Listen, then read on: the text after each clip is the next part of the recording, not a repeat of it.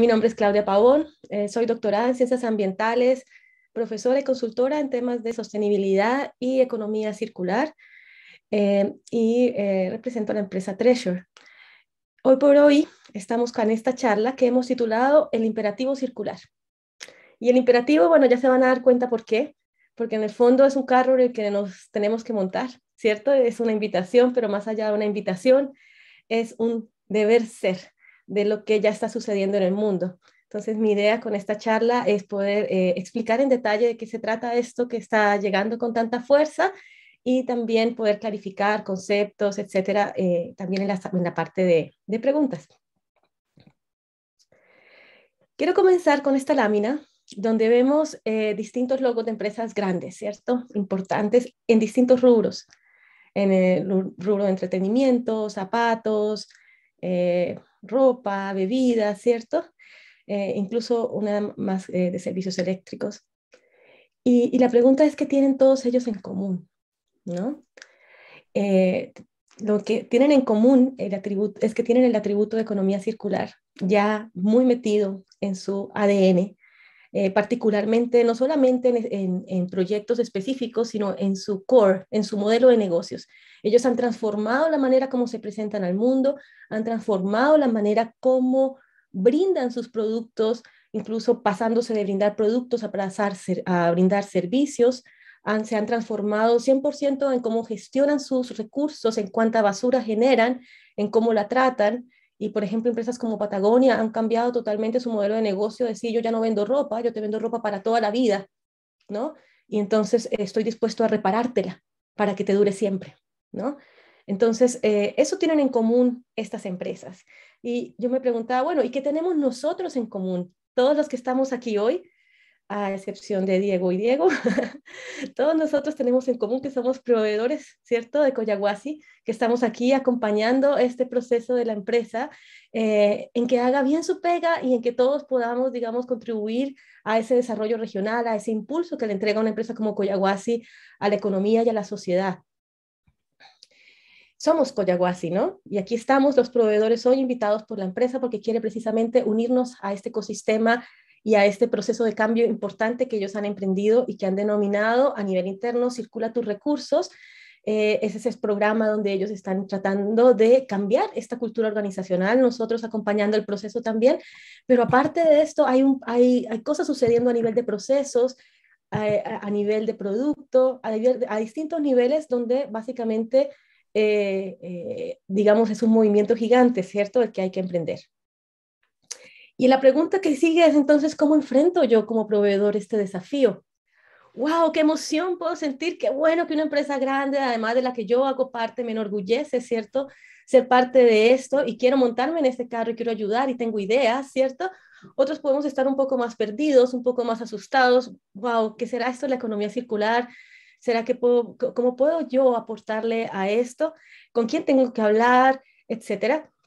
Entonces, en este momento, ¿cierto?, pueden haber muchas distintas cosas sucediendo al interior de cada uno de nosotros.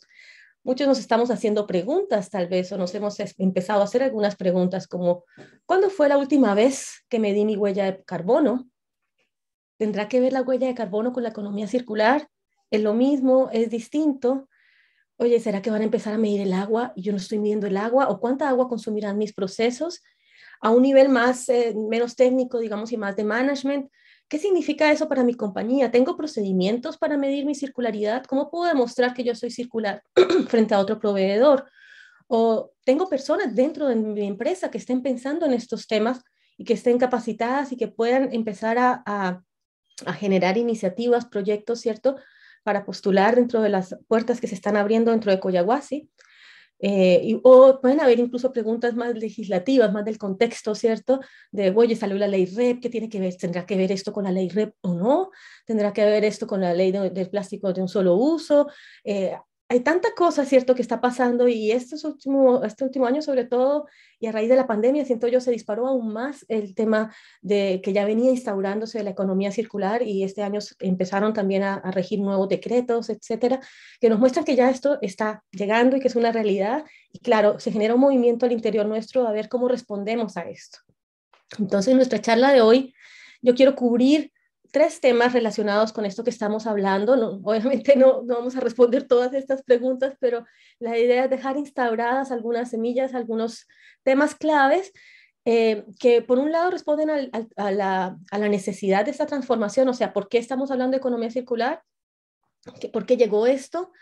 ¿De dónde venimos en el fondo? Porque el tema de la economía lineal, ¿cierto? Porque para entender la circular primero tenemos que entender bien la lineal y ver nuestra linealidad, ¿cierto? Para poderla enfrentar.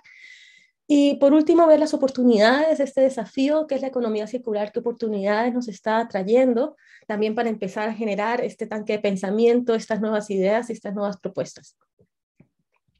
Entonces, partamos. La necesidad de la transformación. Sí, me encanta esta lámina que muestra la metamorfosis, ¿cierto? Porque en la naturaleza el cambio es permanente, ¿no? Cambia el clima, cambian las estaciones. Nuestro crecimiento a veces es más lento, pero en un insecto, por ejemplo, su vida sucede en cuestión de días, ¿cierto? Y en esos días hay una transformación completa, una redefinición completa de lo que soy, ¿cierto? Desde ser gusano a ser mariposa. Y en ese proceso, ¿cierto? Nos recuerda la naturaleza, en el fondo, que somos parte de un proceso de cambio permanente, aunque a veces nos gusta que la vida se mantenga muy ordenadita y muy estable, que necesitamos eso, ¿cierto?, para sobrevivir, pero que en realidad siempre hay cosas que están sucediendo y lo que permanece siempre en realidad es el cambio. Y ese cambio nos ha traído a palabras, ¿cierto?, y a conceptos como este de progreso, que nosotros nos identificamos en el fondo con una sociedad progresista y que está definida por todo lo que nuestros padres y nuestros abuelos, y no es muchas generaciones atrás en realidad, han hecho para traer este bienestar del que disfrutamos, que damos por hecho, ¿cierto? Porque mucho nacimos en él. Bueno, aunque cuando nacimos no había celulares, ¿cierto? y tampoco seguramente había internet para la mayoría de nosotros, ¿cierto? Cuando fui a la universidad apenas estaba empezando ese tema, pero nacimos en un ambiente donde ya damos por hecho muchas cosas, como tener agua en la casa, electricidad, etcétera, y un supermercado lleno de enseres donde podemos satisfacer nuestras necesidades, carreteras, transporte de alimentos de largas distancias, podemos comer cosas incluso exóticas de otras partes, ¿cierto? Y en ese contexto digamos, muy positivo lo que ha sucedido en los últimos 100, 200 años de una transformación hacia la industrialización, ¿cierto? Que nos ha llevado de una vida, digamos, mucho más simple, pero también de mucha menos salud, por ejemplo, a una vida mucho más, digamos, ambiciosa y ordenada. Pero también en ese contexto vivimos en una paradoja, y es que nos muestran a cada rato que estamos igual en crisis. Hay una crisis de plásticos, ¿cierto? Empezaron diciéndonos que había una isla de plásticos, hoy por hoy ya nos dicen que hay 5, ¿sí? 5 lugares donde los plásticos se acumulan en los océanos, 5 lugares que no son ni siquiera islas, son parches gigantes. Algunos nos comentaba ayer, también después de la charla, del tamaño de Francia.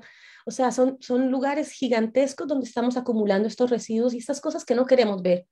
Tenemos problemas de generación de energía, que aún no hemos hecho el salto 100%, ¿cierto?, a hacer una energía que sea renovable y no contaminante. Tenemos problemas también de uso del suelo, que se está transformando a una velocidad muy grande, y con eso también estamos perdiendo muchas especies. Y tenemos problemas sociales, que como sociedad también hemos tratado de enfrentar, pero que no hemos podido 100% transformar. Entonces, esa paradoja nos deja, por ejemplo, con cifras como esta, donde logros como la esperanza de vida al nacer o el acceso a la educación son importantísimos. O sea, yo no podría estarles dando a ustedes la charla el día de hoy hace 200 años, ¿cierto? Porque la mayoría no estaría dentro del promedio de vida de la población, que era menos de 40 años, ¿sí? Y tampoco seguramente hubiera tenido yo acceso a la educación en ese entonces. En ese entonces solamente el 10% de las personas podían leer y escribir. Y hoy por hoy es al revés, ¿cierto? Casi que ese es el porcentaje de las personas que no tienen todavía acceso a la educación. Pero esto nos deja con personas capacitadas, entrenadas, y además que viven mucho más tiempo, y por lo tanto que podemos aportar mucho más a la sociedad por un tiempo mucho más largo. Y que necesitamos hacerlo, ¿cierto? Porque como decíamos, estamos ante desafíos gigantes. El tema de los residuos, si lo vemos con cifras, esta es una proyección que hizo el Banco Mundial. y que nos muestra 3 líneas de tendencia a donde podríamos estar yendo, todas igual de mal en realidad. O sea, la gris es un poquito menos mala, pero todas nos muestran que al año 2100 vamos a seguir incrementando los residuos, que los vamos a más que duplicar cuando ya nos estamos ahogando en los residuos, cuando ya en muchos de los países en desarrollo, la mayoría de ellos los residuos ni siquiera se recolectan, porque no hay dinero para recolectarlos, porque recolectar residuos puede significar el 80% del presupuesto de un municipio muy pobre. En municipios que tienen más recursos pueden significar 30-40% de recursos que estamos literalmente botando a la basura para hacernos cargo de residuos, ¿cierto? Que al final tampoco nos hacemos cargo bien, porque como vemos están terminando en el lugar equivocado. Aquí vemos el tema de la abundancia de especies, ¿no? La crisis de biodiversidad que vive el planeta se ha denominado la 6ª extinción masiva de especies. La 5ª fueron los dinosaurios. Así como para relacionarnos con algo cercano, ¿cierto? Nuestros hijos y los dinosaurios, que parece algo como que pasó hace tanto. Bueno, estamos en la 6ª extinción masiva y es la única de las 6, ¿cierto? Que ha sido ocasionada por una especie en particular, por nosotros los seres humanos. Y la extinción, claro, es en términos de diversidad, pero también es en términos de abundancia. Estas gráficas que muestran cómo han disminuido la abundancia de especies. Como cada vez, por ejemplo, este Living Planet Index, cada vez hay menos organismos vivos en distintos ámbitos. El nivel de cambio es tan grande que también se le ha puesto un nombre y se le llama el cambio global. Seguramente todos nosotros hemos escuchado hablar del cambio climático, ¿cierto? Bueno, el cambio climático es uno de los cambios que hacen parte de este cambio global, porque así como las concentraciones de gases de efecto invernadero han hecho que aumente la temperatura en el planeta, también ha hecho, por ejemplo, la concentración de CO2, que se estén acidificando los océanos. Los océanos de hoy son 25% más ácidos que hace 200 años, y eso, combinado con el aumento de la temperatura, ha llevado a temas tan graves como que en los últimos 30 años hayamos perdido el 50% de los corales. O sea, en 30 años el 50% de los corales. Son cosas tan grandes que de verdad que ni caben en la cabeza, y si uno no vive junto al mar y si uno no tiene esa relación estrecha, a veces como que pasa, ok, next, siguiente tema, ¿cierto? Porque efectivamente son abrumadores y a veces no sabemos ni dónde empezar a actuar, ¿no?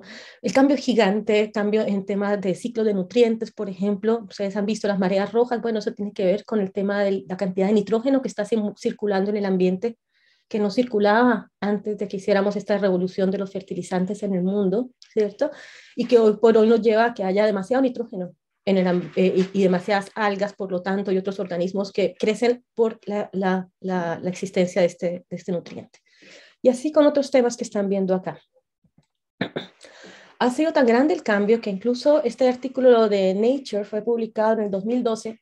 Ustedes saben, la revista Nature es una de las revistas científicas más prestigiosas del mundo. Y en esta revista nos muestran que efectivamente con este artículo, más o menos al año 2045 podríamos estar viviendo algo que se llama un cambio de estado. Y ese cambio de estado tiene que ver con un cambio en la organización, en la manera como está organizado el planeta, de manera que las cadenas tróficas, etcétera, pueden dar un cambio, y ya nuestra transformación no va a ser como lineal, digamos, como siguiendo una tendencia, sino pueden suceder distintas cosas que ni siquiera están en muchos, digamos, predichas por los científicos, ¿ya? Entonces, son temas gigantes, ¿no? Y que nos apuran, porque en el fondo no es que los niños se van a hacer cambio y las futuras generaciones, nos tocó a nosotros, nos tocó a esta generación, ya no podemos sacarle el kit, en el fondo es a nosotros a los que nos toca hacernos cargo de esta realidad. Entonces, vamos a pasar ahora a hablar de cómo llegamos a esa realidad.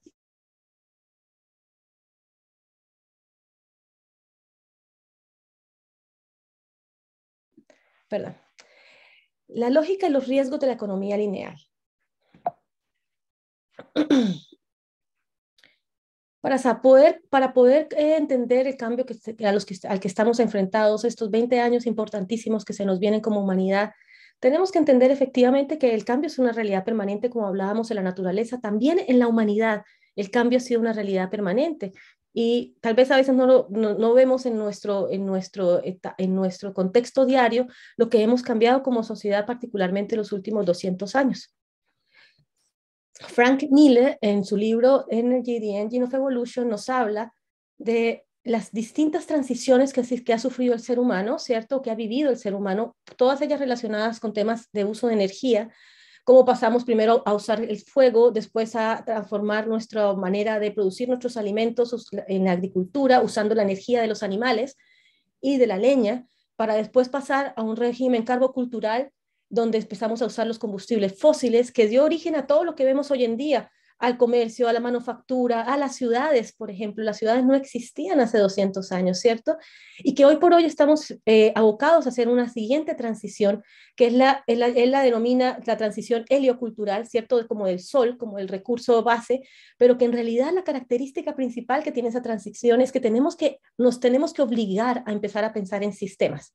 Esa es la realidad de la transición que tenemos que vivir. Y las transiciones anteriores nos enseñan harto. Por ejemplo, esta última transición del régimen carbocultural nos muestra la capacidad del ser humano para generar cambio en corto tiempo. Esta es la red de ferrocarriles en Europa antes de 1850 y esta es la red de ferrocarriles 30 años después. Y a mí me encanta mostrar esta lámina porque, como les decía, en esa época ni internet, ni teléfono, ni mucho menos vehículos, ¿cierto? Ni mucho menos educación, la mayoría de la gente todavía no era educada y aún así, con la fuerza de tener una visión, ¿cierto? Se hicieron cosas de este tipo, ¿no? Se hicieron cosas como construir y unir Europa totalmente, que hablábamos con Diego Pavés un día, me contaba así, eso tuvo también un impacto gigante en el tema cultural, ¿no? De poder, por ejemplo, que cantantes pudieran moverse por toda Europa, que hubiera, digamos, también una unión social de otro nivel, digamos, que antes no se podía establecer porque no estábamos bien comunicados. Entonces, si eso pudimos hacer en 30 años, que no podremos hacer ahora, en 25, ojalá no más, pero en el fondo, que no podemos hacer en muy poco tiempo, ahora, hoy por hoy, con lo que tenemos. Fíjense que ese gran cambio que fue empezar a usar combustibles fósiles para transportarnos y para hacer otro tipo de actividades, trajo consigo otros cambios que hacen parte de esas tendencias que nos han llevado al cambio global. Uno de esos es el crecimiento poblacional, ¿no? Hace 200 años éramos 1 millón de personas y hoy por hoy somos, perdón, 1.000 millones de personas y hoy por hoy somos 7.000 millones de personas y aumentando, ¿cierto? Y no solamente somos 7 veces más, sino que además tenemos hábitos muy distintos. Pasamos de ser personas que viven en el campo, ¿cierto?, a ser personas que viven más que todo en ciudades. Hoy por hoy estamos en un 50-50, pero se prevé que al 2050 ya vamos a estar en un 70-30, donde más personas vamos a vivir en ciudades. ¿Y qué significa vivir en ciudades? Bueno, vivir en ciudades significa, entre otras cosas, ¿cierto?, que nuestro estilo de vida cambió radicalmente y que ese estilo de vida que tenemos hoy por hoy consume 4 veces más recursos que el que consumía cuando éramos una sociedad rural, ¿no? Y más de 10 veces más recursos que lo que consumíamos cuando éramos todavía nómadas, que entre otras cosas hemos sido nómadas el 99% del tiempo como humanidad. Esto de ser agrícolas desde hace 10.000 años, que parece mucho tiempo, pero es muy reciente en comparación con el tiempo que llevamos como humanidad habitando el planeta, ¿no? Y en los últimos 200 años, que vienen a ser como una fracción muy pequeñita de ese tiempo, pues empezamos a consumir mucho más. ¿Y qué es eso que consumimos y qué pasa con lo que consumimos? Bueno, ya lo vimos en las fotos, mucho de lo que consumimos termina almacenado de por vida en la naturaleza, ya sea en los océanos o en rellenos sanitarios o en todas estas otras construcciones, segunda casa, segundo automóvil, etcétera, básicamente todos los ítems, ¿cierto?, que hemos venido adquiriendo. Y también mucho de lo que consumimos en exceso es agua para todos nuestros procesos, agua que entregamos de regreso al ambiente, muchas veces con un tratamiento insuficiente. De hecho, el tema del saneamiento es uno de los que menos se ha avanzado en los retos del milenio, porque es un tema muy costoso y difícil de implementar. Entonces solucionamos cosas como el acceso a agua, el acceso a energía, como el acceso a alimentos. Fíjense cómo se incrementa la producción de cereales en UK a raíz de la revolución industrial, ¿sí? Y particularmente también en el siglo pasado, cuando ya surgen fertilizantes, pesticidas, etcétera, etcétera, ¿no? Durante la primera mitad del siglo XX.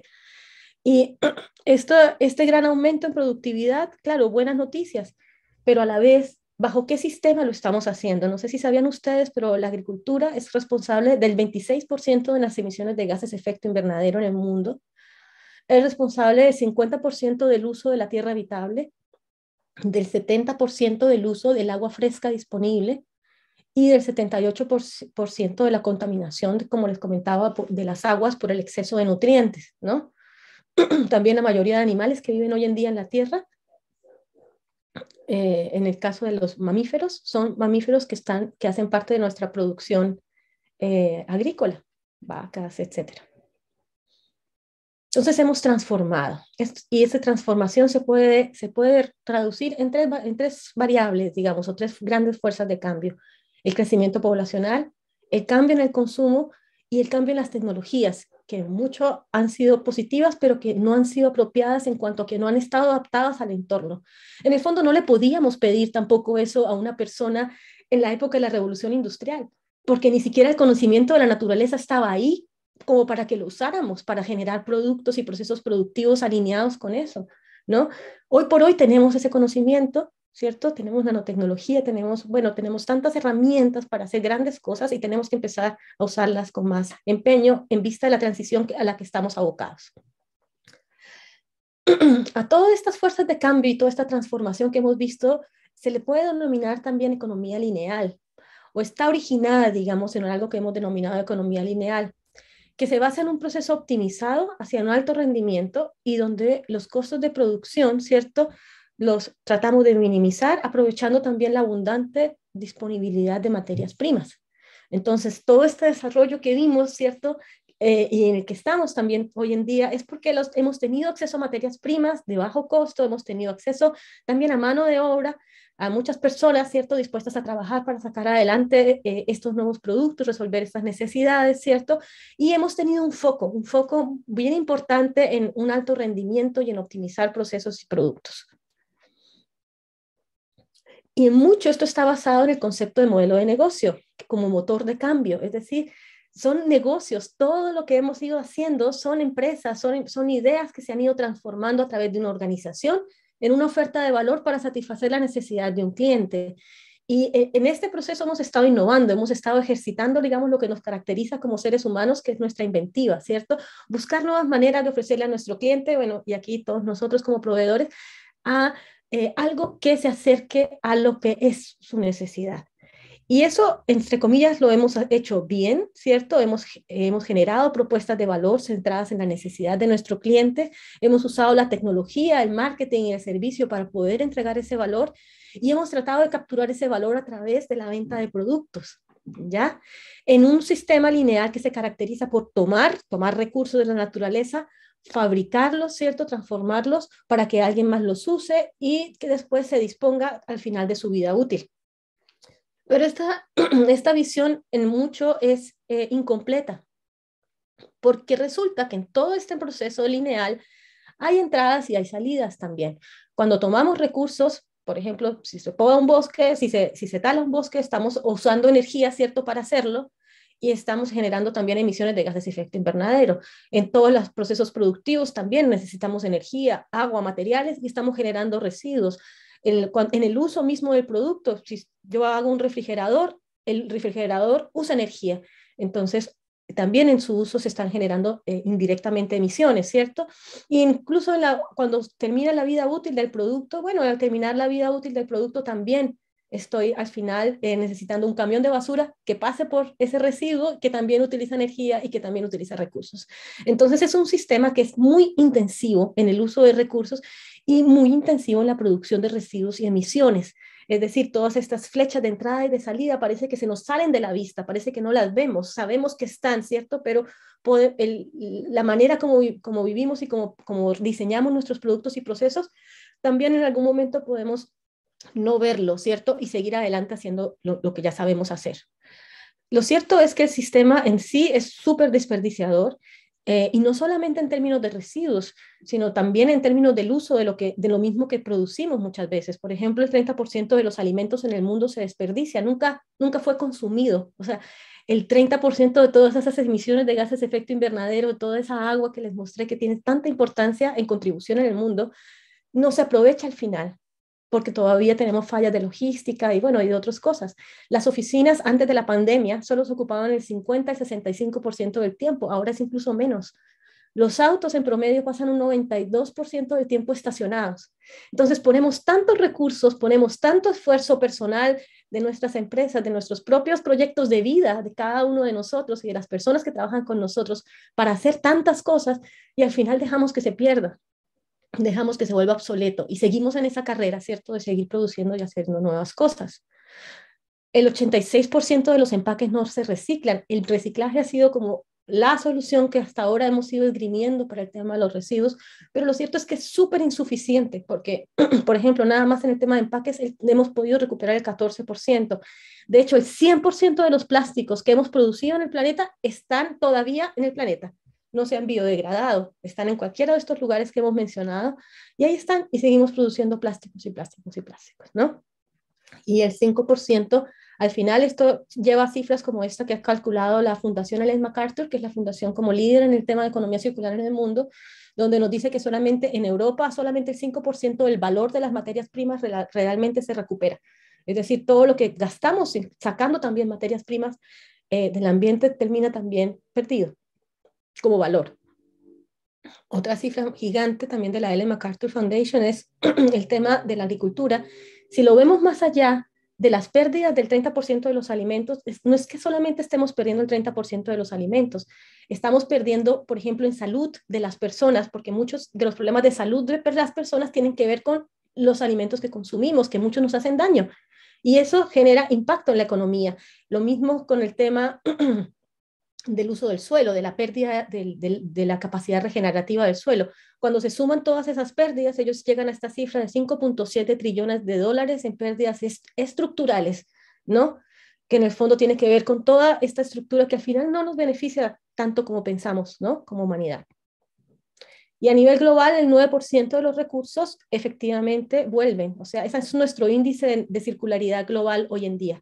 Somos solamente 9% circulares, nos falta un 91% por recorrer. La minería no es, digamos, ajena, digamos, a estos desafíos, ¿no? En este libro de Lacey, que es un muy buen libro en economía circular, un handbook muy interesante, se habla de 3 desafíos que tiene la minería que abordar en temas de circularidad. Por un lado, las pérdidas en los insumos, ¿cierto? ¿Cómo podemos mejorar el uso del agua, el uso de la energía? Temas que ya están instaurándose cada día más con el tema de la minería verde. Temas en pérdidas, en desperdicios, o sea que tenemos problemas graves todavía por resolver en términos de los relaves, de los escombros, etcétera, pero también pérdidas en los equipos, y en esto ahí podemos muchos colaborar, ¿cierto? Los proveedores de equipos. ¿Cómo hacemos para que los equipos no sean subutilizados? Para que puedan utilizarse por un mayor tiempo, para que puedan repararse, ¿cierto? Y para que efectivamente estén ocupados la mayor parte del tiempo posible. Las respuestas a estos desafíos las tenemos que buscar en una lógica que es distinta a la lógica que veníamos esgrimiendo hasta hoy en día. Porque así como nuestra economía es lineal, nuestras soluciones son lineales. Entonces, por ejemplo, la solución al problema de cómo disponemos nuestra excreta, ¿cierto? Es un inodoro, pero, oh sorpresa, el inodoro utiliza agua potable. O sea, un minuto antes de que yo baje la cadena, el agua estaba limpia, clorada, me la habían transportado desde quién sabe dónde hasta mi casa, ¿cierto? Y yo en un clic la ensucié. Y no solamente eso, sino que además esos 7 litros de agua que se usan por descarga, entre 6 y 7, al final se mezclan con otra agua, con el agua de la ducha, con el agua de la cocina, afuera de la casa se puede mezclar con el agua lluvia, con agua industrial, y llega a un solo lugar donde la tenemos que tratar. Esa lógica es una lógica lineal. Entonces, ¿por qué? Porque primero generamos el problema y después lo solucionamos. Entonces es caro tener que limpiar el agua para traerla, que lo hacemos en el inodoro, después tenerla que transportar. El alcantarillado es una de las inversiones más caras que puede hacer una ciudad. Es caro tener que tratarlo y además es incompleto, porque el agua que limpiamos, nunca le limpiamos todo. Siempre quedan ahí muchas cosas que aún tecnológicamente no somos capaces de extraer, como los disruptores endocrinos, muchos fármacos, por ejemplo, que no quedan tratados después de que pasa el agua por una planta de tratamiento, ¿ya? Y en el tema de los residuos es lo mismo, o sea, ¿por qué esperar a tener botellas plásticas en forma de residuo para tener que reciclarlas, recuperarlas, etcétera, sabiendo que además no somos buenos en hacerlo, porque como les decía, se recupera entre un 10 y un 14%. Entonces, estas soluciones de reciclaje, por ejemplo, que si bien hace parte de la economía circular y ya lo vamos a ver, siguen siendo soluciones que están más en la línea de la linealidad todavía. ¿Por qué? Porque son soluciones que están ahí después de que hicimos un mal diseño original del sistema. Y esto es lo que caracteriza la economía lineal. un diseño incompleto, un diseño que no pensó en qué va a pasar después de, y en qué tanto la cadena como un todo va a hacer sentido. Muchas veces el reciclaje también se ve muy mal en términos sociales, ¿no? Muchas veces son personas muy vulnerables que se hacen cargo de los materiales que van quedando de la economía y en contextos que no son óptimos para su trabajo. Entonces generamos otros problemas. Y esto es básicamente por lo mismo, porque nos olvidamos de que nuestros clientes realmente no son solamente los clientes o los accionistas de la empresa, ¿cierto? Sino que también estamos en un contexto donde nuestros clientes es la naturaleza y donde la sociedad es nuestro cliente. Cada una de estas personas a las que estamos unidos intrínsecamente, porque lo estamos en cada actividad que hacemos económica, estamos unidos a todos los demás, ¿cierto? A veces no los involucramos dentro de nuestro modelo de negocio. Y ese es el gran desafío que plantea la economía circular. No es un desafío no solamente técnico, es un desafío de pensamiento, es un desafío de pasar de ver los modelos de negocio lineales, que son reactivos, que sobresimplifican la realidad. O sea, yo produzco zapatos, pare de contar, el resto, atrás, adelante, arriba, abajo, yo estoy enfocada en algo. Nos trajeron cosas buenas, ese estar enfocados, pero al final también nos trajeron muchos problemas porque son poco sistémicos, porque somos lentos al cambio y nos autolimitamos en el sentido de no ver más allá a otras oportunidades que están ahí latentes para que nos podamos hacer las cosas mejor. Y también a su vez, cierto, estos modelos de negocio nos dejan muy expuestos. Hoy por hoy tenemos riesgos en las cadenas de suministro, materiales que cada vez son más caros de adquirir o más difíciles de traer, ¿cierto? Por ejemplo, en el tema de la agricultura, el fósforo cada vez más difícil de obtener porque son pocos países los que producen fósforo de roca fosfórica y está quedando el fósforo simplemente en el agua, ¿no? ¿De dónde vamos a conseguir fósforo? ¿Cómo lo vamos a traer de regreso después? Riesgos sociopolíticos que lo estamos haciendo, estamos en una crisis social generalizada en el mundo y residuos estructurales que ya los mostramos también.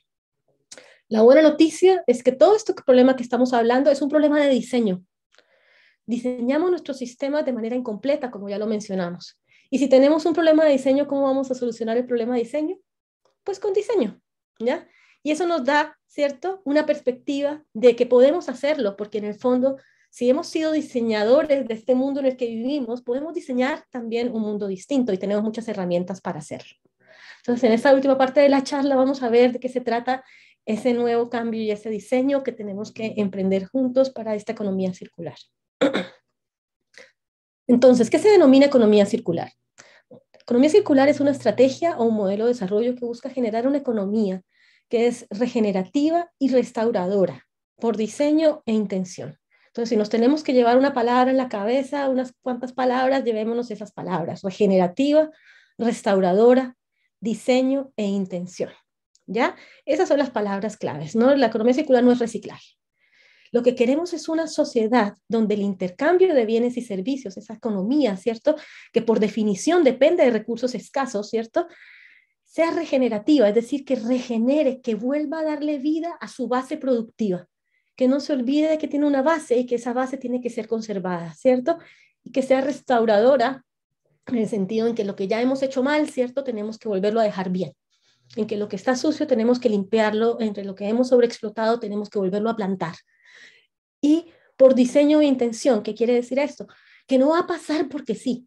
O sea, no va a pasar porque efectivamente para allá vamos. No, va a pasar porque nosotros nos pongamos esa intención, así como hoy por hoy se la está poniendo Collahuasi. Vamos a ser circulares y lo vamos a diseñar. Vamos a diseñar un mundo acorde con esa intención. ¿Ya? Entonces nuestras intenciones como tal se tienen que volver también intenciones más completas, se tienen que volver intenciones sistémicas.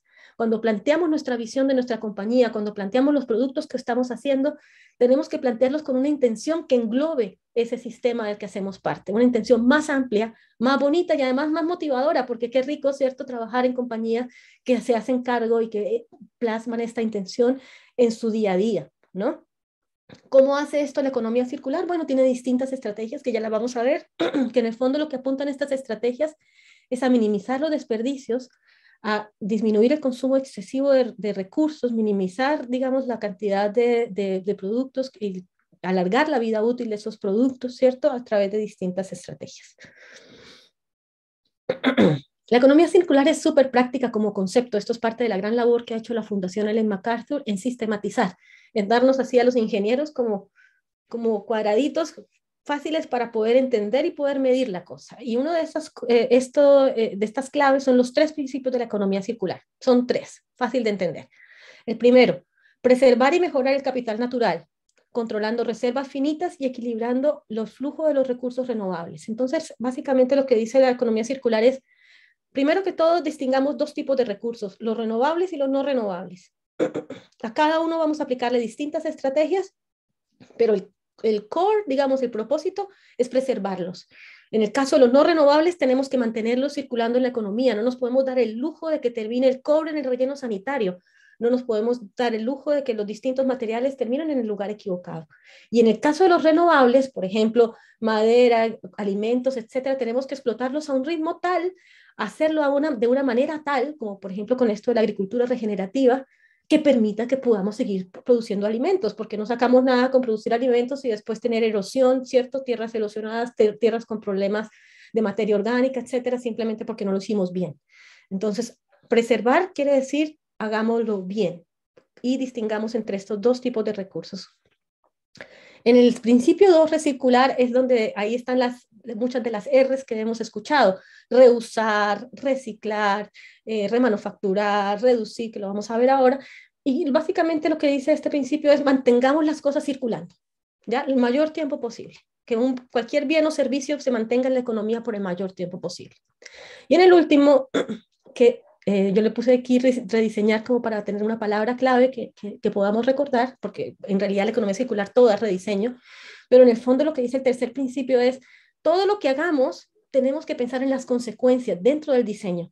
Entonces, sí, yo puedo hacer un auto eléctrico y muy bonito un auto eléctrico y me va a contribuir al tema de las emisiones de carbono, pero si yo no lo diseño de una manera sistémica, puede que ese auto eléctrico también me termine contaminando al final de su vida útil. ¿Qué va a pasar con la batería de ese auto eléctrico? ¿Qué va a pasar con la carrocería? ¿Qué va a pasar con las sillas? ¿Qué va a pasar con todo una vez salga el siguiente modelo? ¿Sí? Entonces, el principio 3 dice, no nos olvidemos de todas esas flechitas que yo les mostraba antes, de las entradas y de las salidas, que tenemos que minimizarlas, tenemos que llevarlas a cero.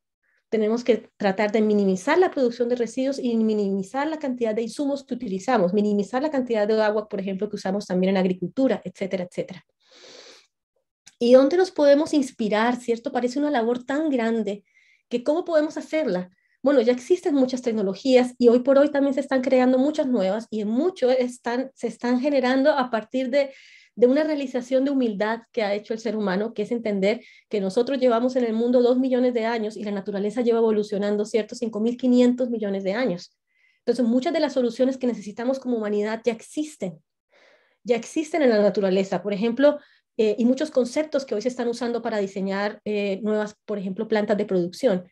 Hay un par de consultores muy importantes en el mundo que generaron el concepto de cradle to cradle, que es uno de los conceptos base de la economía circular, que hablan, por ejemplo, de diseñar ciudades o diseñar plantas de producción inspiradas en los árboles. Bueno, y no lo hablan, ya lo han hecho, han diseñado ciudades en China, diseñaron la fábrica de producción de Nike en Estados Unidos, inspirados en un árbol. ¿Y por qué inspirados en un árbol?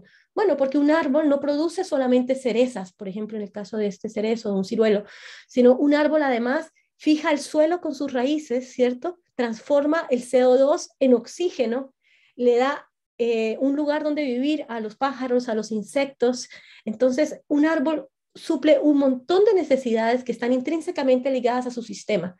Y una de las preguntas que entonces tenemos que hacernos como empresarios es cómo podemos hacer nuestras empresas como árboles, es decir, que no solamente sirvan a un propósito, sino que sirvan a su región, que sirvan a su contexto específico 100%. Y como les digo, por ejemplo, esta fábrica de Nike que diseñaron, tiene paneles solares, genera energía, limpia el agua de la empresa, pero también del entorno.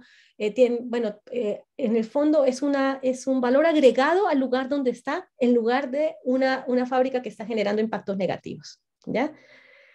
El tema, por ejemplo, de aprender de la naturaleza cómo se generan los colores. Nosotros generamos color usando los elementos de la tabla periódica, muchos de ellos metales pesados, cobalto, cadmio, cromo, y en la naturaleza un pavo real o una mariposa genera su color con física, simplemente con la manera como están organizadas sus escalas, sus escamas que reflejan la luz en el fondo de manera distinta.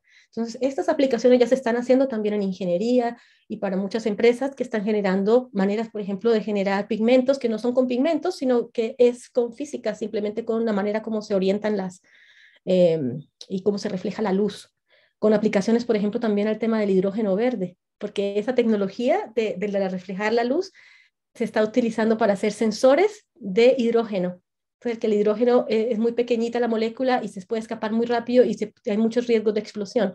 Con esta misma tecnología que se está aprendiendo, lo están haciendo. Bueno, el tema de los bivalvos, que en el fondo construyen sus casas con lo que hay dentro del mar, que es calcio, bueno, con eso hacen su casa. Hay muchos conceptos de hoy por hoy que se están generando a partir de poder observar distinto la naturaleza donde están nuestras soluciones. Y a partir también de aplicar lo que se han llamado las R's de las estrategias de la circularidad, que tal vez ustedes también han escuchado. Fíjense que Potting, que es una señora holandesa que trabaja para el gobierno holandés, pero también es científica en este tema, con su equipo propusieron esta agrupación de estrategias donde proponen 9 R's. Bueno, en realidad son 10 porque la primera va con el 0, donde nos dicen, bueno, lo primero, porque esto tiene una jerarquía, lo primero de todo es refuse, o sea, rechazar. Hacer que el producto que produzco sea redundante, que no lo tenga que seguir produciendo. Ay, ¿cómo así? ¿Cómo voy a ganar plata si ya mi producto no lo voy a hacer redundante? Bueno, por ejemplo, vendiendo un servicio, ¿m? O ofreciendo la misma función con otro tipo de producto. Si ya las bolsas plásticas ya no tenemos que rechazarlas 100%, ¿qué podemos hacer que pueda suplir la misma función y que sea más inteligente? ¿No? La segunda es repensar, hacer un uso de un producto más intensivo, hacer lo que funcione por más tiempo. La tercera, reducir, que quiere decir hacer lo mismo con menos materiales, ¿no? Reusar. Reusar quiere decir que el producto que yo hice lo tengo usando por más y por más y más tiempo dentro de la misma economía sin transformarlo. Entonces lo mantengo circulando. El reparar quiere decir que si algo se daña, el mismo usuario lo pueda reparar. O sea, si se me daña la lavadora, yo debería poder repararla o un técnico cercano a mí, porque eso garantiza que siga en uso por mayor tiempo posible. El refurbish quiere decir que lo viejo lo vuelva a volver nuevo, que si ya no me gusta mi aspiradora porque está toda raspada, yo la puedo mandar de regreso a la fábrica y me la entreguen otra vez con una pintada y funcional. El remanufacture quiere decir más el arreglo de cosas. Se me dañó el motor de la licuadora, que yo puedo llevar a la licuadora y que me la remanufacturen y me la entreguen funcionando de nuevo. Y el repurpose tiene que ver con que algo que yo usaba para algo ya no se ha usado para lo mismo, pero igual se ha usado de nuevo, ¿no? Es decir, una parte del producto que ya no lo puedo usar para este producto, igual de pronto lo puedo usar para otro. Fíjense que todas estas estrategias van antes que el reciclaje. Entonces, a muchos nos han metido en la cabeza que el reciclaje es economía circular, pero resulta que el reciclaje es lo último. ¿Por qué? Porque cuando hacemos reciclaje, básicamente lo que hacemos es recuperar un material de un producto y volverlo a procesar para que vuelva a ser material. Y en ese proceso pasan varias cosas. Una, que gastamos energía y recursos para hacerlo, pero por otro lado también pasa que muchas veces disminuimos la calidad de la materia prima original. Eso no pasa tanto en los metales, por ejemplo, pero sí pasa mucho en los plásticos, pasa en el papel y el cartón, que en el fondo cada vez que reciclamos la fibra se está haciendo más corta y cada vez va a ser más difícil reutilizarla. Entonces el reciclaje nunca ha sido una solución perfecta y por eso está dentro de las últimas. Y la última es la de recover, que es la incineración, ¿no? A veces nos parece que como tenemos tantos residuos, mejor quemémoslos para que se vuelvan en algo muy pequeñito, que es una ceniza, y además recuperamos energía. Eso desde el punto de vista de la economía circular está visto como la última opción. ¿Por qué? Porque estamos perdiendo materiales, porque todo lo que estamos quemando al final nunca lo vamos a volver a ver. Entonces sí, algo de energía recuperamos, ¿cierto? Pero al final no fue óptimo el diseño. O sea, cuando llegamos acá, básicamente estamos llegando a un diseño de producto y de modelo de negocio que no fue óptimo. Por algo llegamos hasta ahí. En Coyahuasi están usando las 5 R's, ¿cierto? Es decir, una versión simplificada de esto que les acabo de mostrar y que Diego les va a explicar después cómo se está incorporando esto dentro de la estrategia interna de la compañía para que todos como proveedores podamos apuntarle también a esto. Dentro de estas 5 R's yo les quería mostrar varios ejemplos en el fondo de de empresas que ya lo están haciendo. Les mostré algunos logos al principio. Hay empresas de alimentos, hay empresas en el transporte, en vivienda, en vestuario, en electrónicos que están aplicando estas R's para rediseñar sus modelos de negocio. Aquí tengo 3 en particular que me gustaría mostrarles porque tienen que ver con el tema minero. Esta de Fairphone nos habla de los celulares. Es una empresa alemana-holandesa que está produciendo celulares con el compromiso de que van a durar mucho tiempo. Entonces, en lugar de estarte vendiendo un celular nuevo todos los años, ellos te dicen, yo te vendo un celular que te va a durar forever. Y lo que podemos hacer es que yo te voy mandando, por ejemplo, si sale una nueva cámara, yo te recibo la vieja y te mando la nueva. Si sale una nueva batería, yo te recibo la vieja y te mando la nueva. Y es una opción de diseño, porque básicamente lo que ellos hacen es estandarizar el diseño del celular para que la batería siempre quepa en el lugar que está destinado para la batería, para que las cámaras siempre sean del mismo tamaño. Y así cambia la tecnología en el fondo, no se puede hacer un upgrade del producto sin necesidad de empezar uno nuevo. ¿Qué significa una empresa así para la demanda de metales en electrónicos? ¿Qué significaría que todas las empresas de celulares migraran a un modelo de negocios de ese tipo? Aquí una de las empresas también más innovadoras y que también están transformando el tema indirectamente de los minerales es Renault. El Renault está construyendo la primera planta 100% circular de vehículos en el mundo, en Europa. Lo está haciendo muy cerca a París. Y no es que lo esté haciendo porque se le ocurrió ahora. Ellos desde el 2012 ya están invirtiendo mucho en remanufactura. Han remanufacturado 112.000 cajas de cambio, 73.000 motores, 50.000 turbos, 94.000 inyectores, ¿cierto? ¿Y qué es lo que han hecho? En la planta que ya tienen hoy en día, se han dedicado a recibir los productos, a remanufacturarlos, ¿cierto? Y a llevárselos de regreso al cliente a un costo menor. Entonces, las piezas son un 40% más baratas que las piezas nuevas, pero tienen la misma garantía y pasan los mismos test de calidad que las piezas nuevas, ¿ya? Entonces, ¿quién le va a poder competir a Renault, ¿cierto? Cuando se está presentando en el mundo como una opción circular. Y estas son las empresas, por ejemplo, que también van a tener un impacto muy grande a la hora de los vehículos también eléctricos, porque necesitamos que los vehículos eléctricos sean remanufacturables también y que las baterías puedan ser recuperables, ¿no? Lo que ellos han encontrado es que los ahorros típicos de una pieza remanufacturada son 80% menos energía, 88% menos agua, 92% menos productos químicos, 70% menos residuos. O sea, con esta estrategia ellos están impactando, por un lado, respondiendo al cliente que cada vez quiere algo que contamine, que menos, que sea más armonioso con el medio ambiente, pero además están demostrándolo con cifras bien, bien contundentes. Y esta última nos habla del tema del reciclaje. Esta es una empresa grande que está creciendo muy rápidamente en China, que lo que hacen es recuperar baterías y otros desechos electrónicos.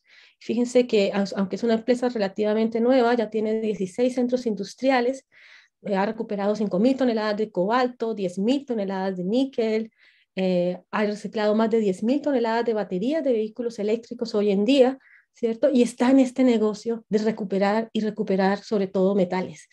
Y hoy, bueno, y eso es lo que también está pasando cada vez más y más también en Europa en general, ¿no? Fíjense que dentro de la minería se habla mucho y sabemos que estamos enfrentados a un escenario económicamente, podríamos decir, positivo, ¿cierto? Donde la demanda de cobre y la demanda de litio se espera que aumente muchísimo en los próximos años, ¿cierto?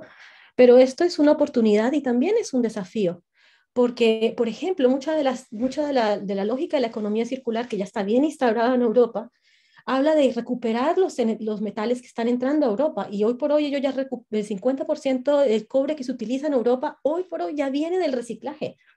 Y lo que ellos están planteando es tenemos que seguir recuperando la mayor cantidad de metales, entre otras cosas porque Europa ya hizo sus cálculos de que son muy dependientes en materias primas externas.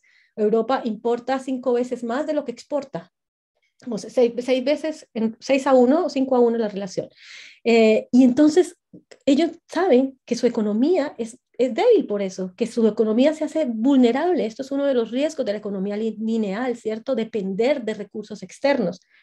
Y además saben que cuando recuperan metales están ahorrando, ya han medido, fíjense cuánto es el ahorro en gases de efecto invernadero, los ahorros en energía. Entonces, esto solamente va a aumentar. Entonces, sí, sabemos que la demanda está aumentando, pero por otro lado también sabemos que también hay una fuerza de cambio que lleva a que cada vez se quiera recuperar más y más los metales que están en uso. Fíjense, por ejemplo, estas figuras nos muestran cuál es el valor que se espera que de los materiales recuperados a través del reciclaje de baterías de litio, por ejemplo. Entonces se espera que el litio reciclado cada vez, no solamente el litio como tal, sino el litio reciclado también va a aumentar su valor, ¿no? Y hay empresas que están invirtiendo en eso precisamente, en recuperar los metales que desde aquí estamos explotando. Entonces, ¿qué vamos a hacer como minería, como chilenos? ¿Qué vamos a hacer en subirnos de pronto en este camión de cambio, ¿cierto? Y tratar también de ver cómo generar nuevos modelos de negocio. Este libro que les mencionaba antes también habla de las 3 grandes oportunidades de la minería. Entonces, así como tenemos que usar menos insumos, tenemos también que hacerlo de manera renovable, con el uso de energía y agua renovable. Tenemos que recuperar recursos y producir nuevos materiales, como el cuarzo que se puede producir a partir de la recuperación del carbono, y modelos de negocio innovadores, que esto me encanta porque fíjense que ya hay empresas productoras de metales que están empezando a pensar en su producto no como un commodity que se vende, sino como un producto que lo doy en leasing.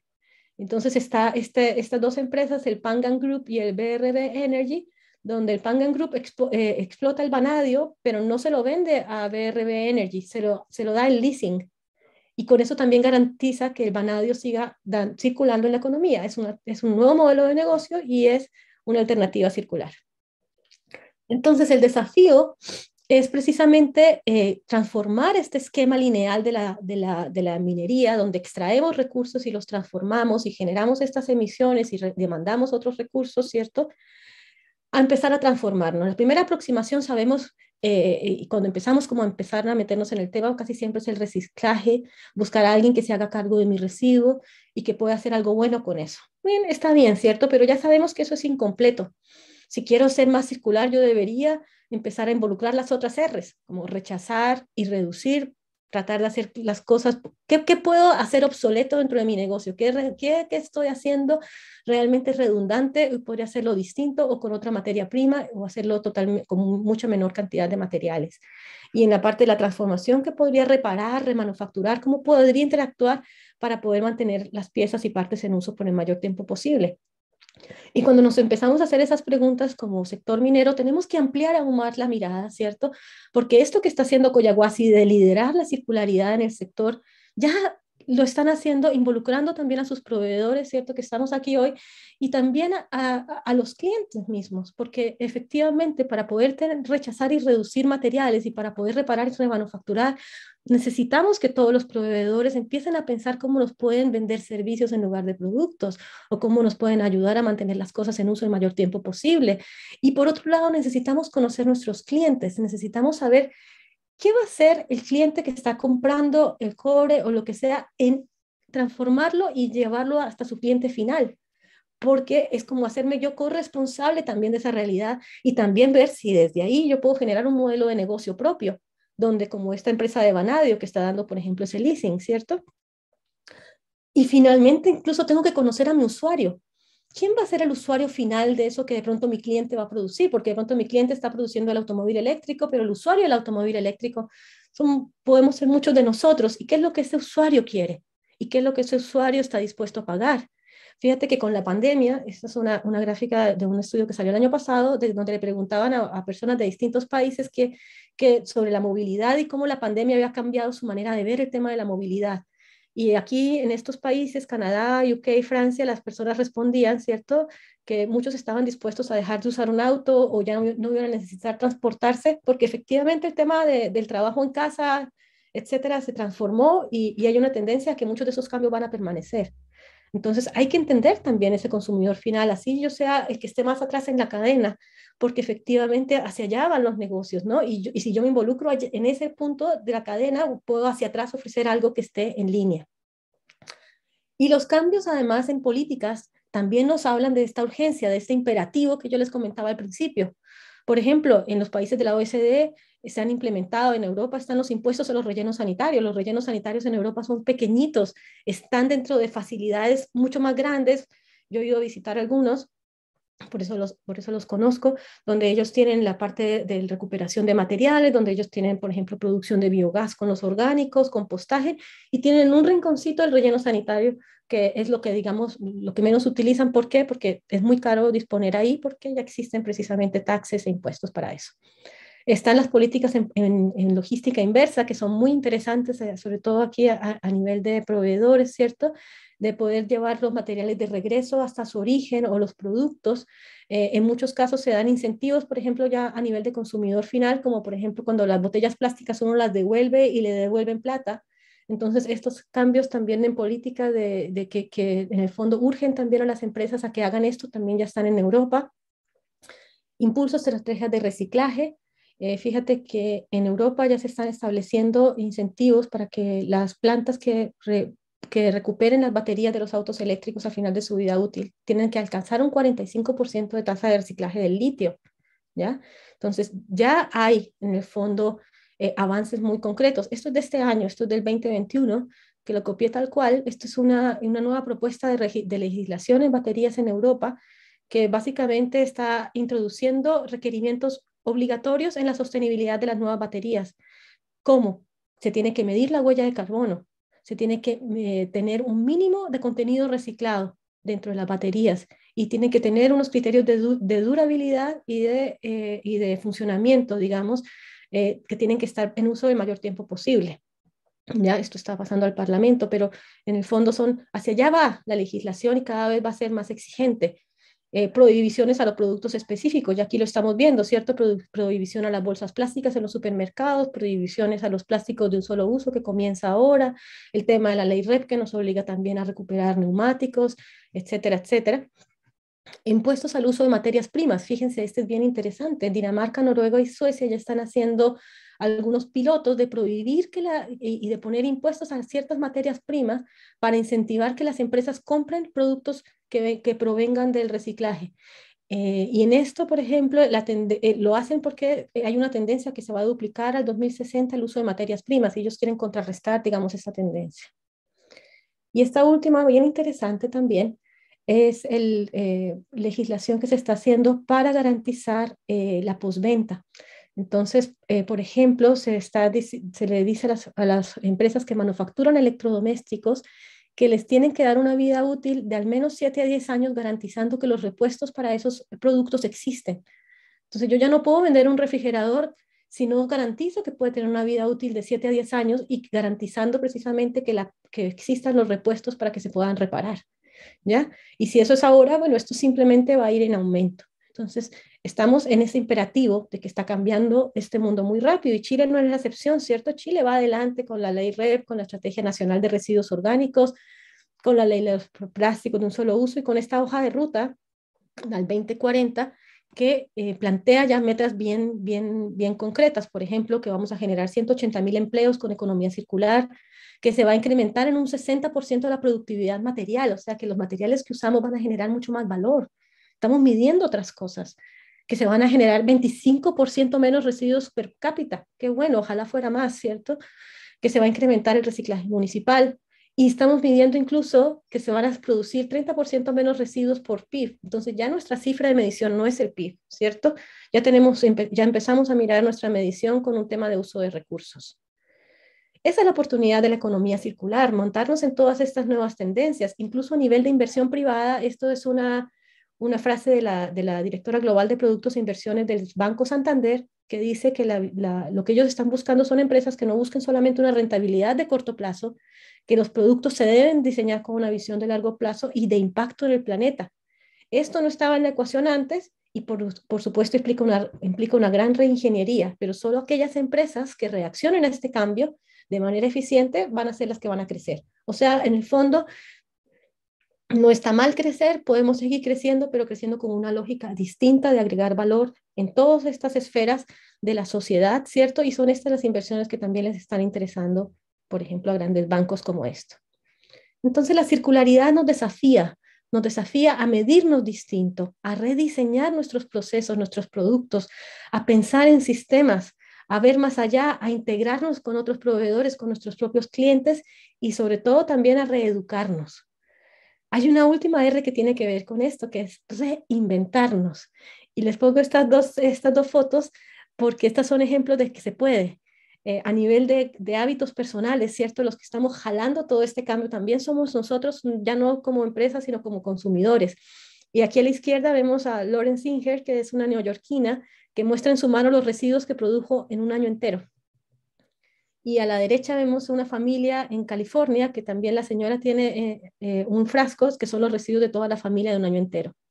Para mí estos son como los campeones de los campeones, ¿no? Así quisiera yo transformar mi vida en coherencia y poder en el fondo decir sí se puede. Estas personas viven en el país que produce más residuos en el mundo per cápita y están demostrando que se puede hacer, así como a nivel de empresa, digamos, a nivel de consumidor.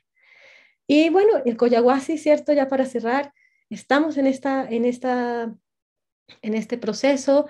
Yo los quiero invitar, digamos, como parte de continuación, digamos, de esta primera charla, a ser parte del curso online de economía circular que estamos preparando junto con Collahuasi para ustedes, donde vamos a aclarar más estos conceptos y vamos a darles también más información y más guía para poder llevar la circularidad a sus propios procesos. Ese curso que va a salir ya en un par de semanas, aquí les va a contar ahora Diego, vamos a profundizar en economía lineal, vamos a hablar de la economía circular en Collahuasi y sobre todo vamos a abordar este tema más desafiante de cómo podemos innovar frente a este desafío tan gigante. Eso es lo que le quería compartir el día de hoy. Les agradezco mucho su presencia y bueno, más tarde podemos abordar algunas preguntas. Muchas gracias, Claudia. Muy, muy interesante la presentación. Bueno, les vamos a mostrar ahora unas láminas de una presentación que preparamos que muestra qué es lo que estamos haciendo en Collahuasi. La actual administración de Collahuasi, que asumió por el año 2012-2013, se fijó una hoja de ruta que consistía en estabilizar primero la operación. Voy a destacar acá. Para luego optimizarla y en función de esos dos pasos previos, proyectar el crecimiento de la compañía. En ese contexto, en donde se definieron también algunos focos estratégicos, donde tenemos destacado acá la sustentabilidad, y actualmente nos encontramos proyectando el crecimiento, y creemos que para proyectar ese crecimiento, la sustentabilidad y la economía circular son variables súper importantes para que esto se materialice de manera concreta y sustentable. Algunos de ustedes ya conocen de memoria el ciclo de gestión de riesgo, pero siempre es bueno reforzarlo. Esta es la forma en que hemos operado en Collahuasi durante los últimos años y que nos ha permitido tener resultados bien impresionantes en estas variables que se muestran acá a la derecha. Gracias al uso del ciclo de gestión de riesgo y a su continua mejora, hemos podido reducir la incidentabilidad en nuestros procesos. Con eso bajar de manera muy, muy considerable la accidentabilidad y finalmente traducir en aumentos de producción, productividad y reducción de costos, todo esto. Para que se hagan una idea, lo que muestran acá estos cuatro gráficos es la evolución que hemos tenido durante los últimos 9 años, y en términos de seguridad estamos en números muy, muy bajitos, líderes en la industria, y eso nos ha permitido aumentar la producción, la productividad y situarnos actualmente en el primer cuartil de costo. ¿Ya? Estamos con un C1 alrededor de 0,7.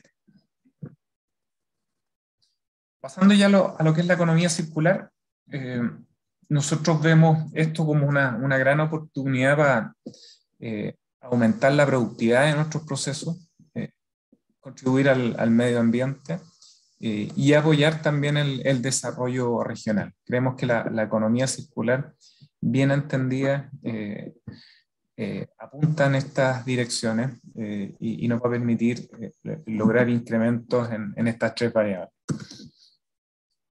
Durante los últimos años hemos estado bien preocupados nosotros de aumentar la participación de los proveedores locales en nuestros contratos y en nuestras compras. Hemos generado negocios por más de 1.300 millones de dólares durante los últimos 3 años con proveedores locales, tenemos un promedio más o menos de 450 contratos y relaciones con proveedores locales al año. Y hemos podido también apoyar, primero con el estallido social y después con la pandemia, a proveedores locales a través de nuestro programa de Impulso Tarapacá. Bueno, volviendo a las R que nos comentaba Claudia, lo que hicimos nosotros es reducir estas 9 R que mencionaba ella a 5 para tratar de hacerlo lo más sencillo posible. Pero nuevamente lo que buscamos acá es jerarquizar cuáles son las R's óptimas y cuáles son las menos óptimas, ¿ya?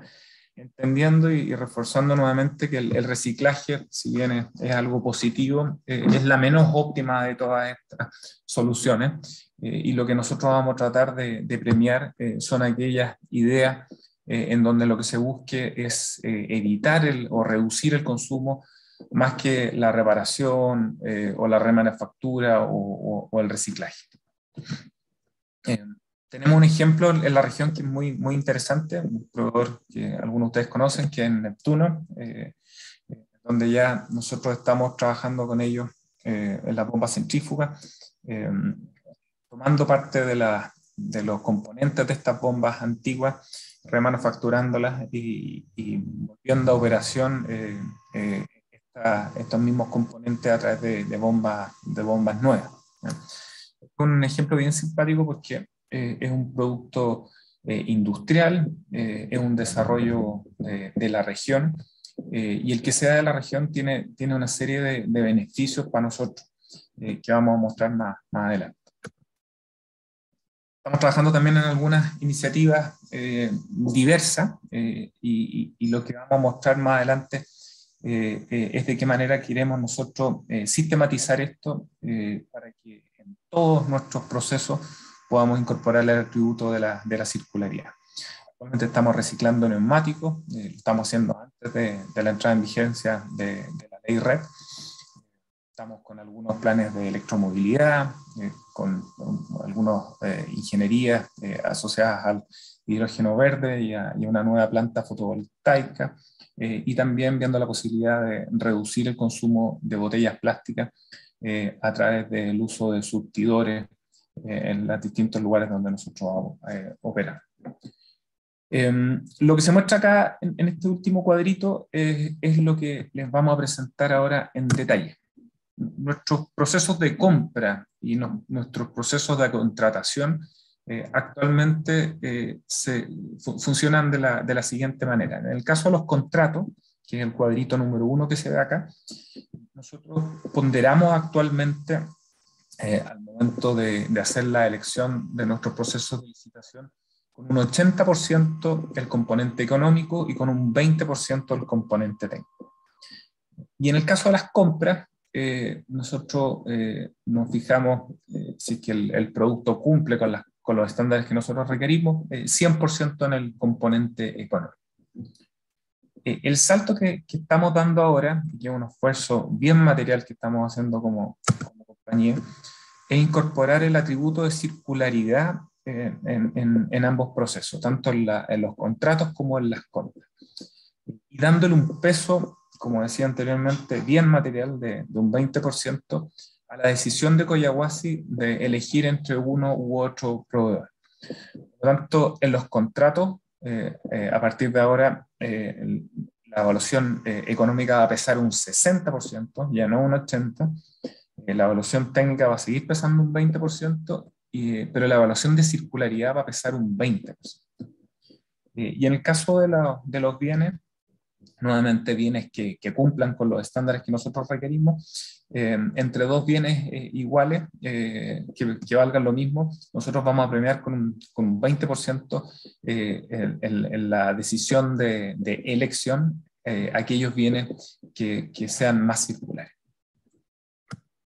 Este 20% que les mostraba recién se abre en 3 patitas, ¿ya? Este 20% tiene una pata de circularidad que pesa un 8%, donde nosotros vamos a premiar las soluciones en los contratos y en las compras que nos ofrezcan reducir o rechazar el consumo más que reciclar.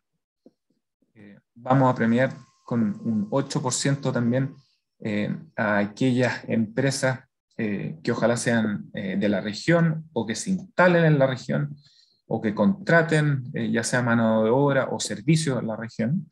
Eso va a pesar un 8%.